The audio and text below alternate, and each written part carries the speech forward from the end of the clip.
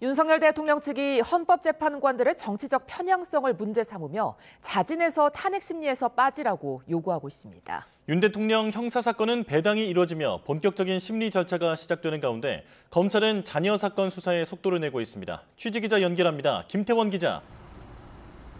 네, 검찰 특별수사본부입니다. 네, 윤 대통령 측이 회피를 촉구하고 있는 헌법재판관들 누굽니까? 네, 윤 대통령 측은 어제 문영배 헌재소장 권한대행과 정계선, 이미선 헌법재판관에 대한 회피 촉구 의견서를 헌법재판소에 제출했다고 밝혔습니다. 윤 대통령 대리인단은 입장문을 내고 정치적 예단을 드러내고 공정성에 심각한 우려를 보인 새 재판관은 즉시 회피해 탄핵 심리 공정성을 확보해야 한다고 주장했는데요.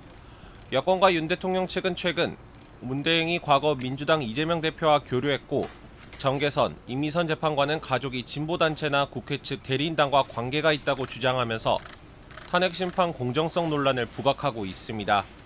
실제로 윤 대통령 측은 앞서 지난달 13일 정 재판관에 대해서는 한 차례 기피 신청을 냈지만 다른 재판관 7명의 일치된 의견으로 기각됐습니다.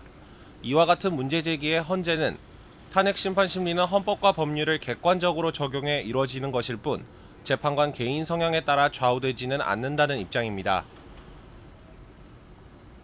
윤 대통령은 주말인 오늘도 변호인단과 접견하면서 탄핵 심판에 대비하고 있다고요. 네, 오늘 오전엔 석동현 변호사가 윤 대통령과 접견했고 오후부터는 윤곽근 변호사가 접견을 이어갑니다.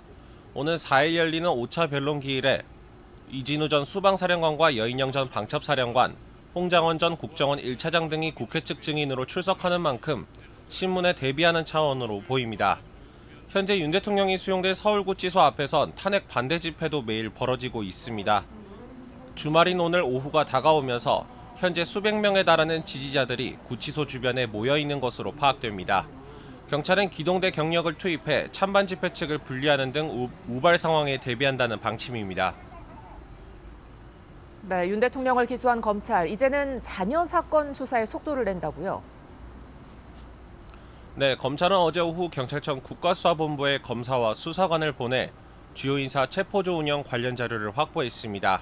압수수색 대상에는 윤승영 수사기획조정관 사무실과 안보수사국 전산자료 등이 포함됐습니다.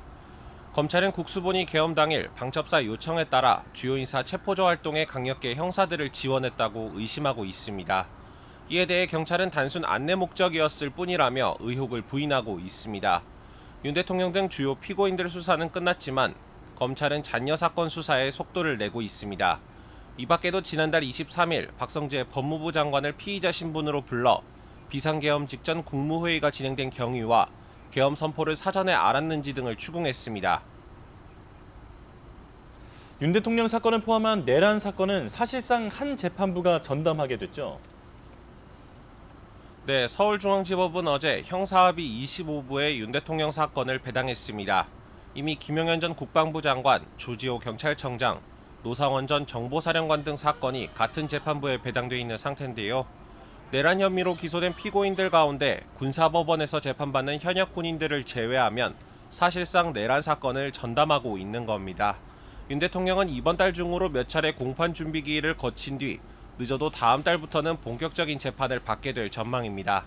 윤 대통령 측은 탄핵 심판과 형사재판에서 방어권을 제대로 행사하기 위해 불구속 재판이 필요하다는 입장인데요. 조만간 재판부에 윤 대통령의 구속 취소나 보석을 청구한다는 방침입니다. 지금까지 검찰특별수사본부에서 YTN 김태원입니다.